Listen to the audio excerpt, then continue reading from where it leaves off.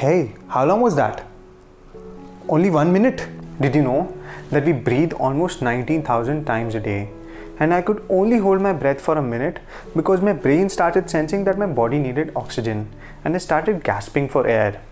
And isn't that kind of obvious? Like we need air to survive. Yet, there are several species and individuals across the world that are suffocated legally under the system. Yes, I'm talking about fish and marine life. Fish are sensitive and intelligent creatures, and they also have the ability to use tools, and many also recognize themselves in mirrors. Fish also have the same sort of pain receptors that we as humans have, and it is also believed that our ability to feel pain has actually been derived from one of our fish ancestors. However, when a fisherman catches a fish and murders a fish, he does that in several different ways. And one of the most common ways of murdering fishes across the world is suffocating them out of water.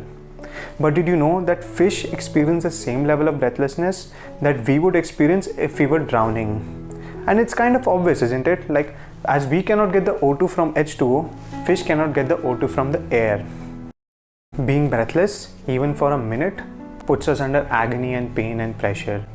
And just imagine if it was not 1 minute and it was 10 minutes. What would have happened to us? Yes, we would have suffocated to death, and we would have suffered throughout the process.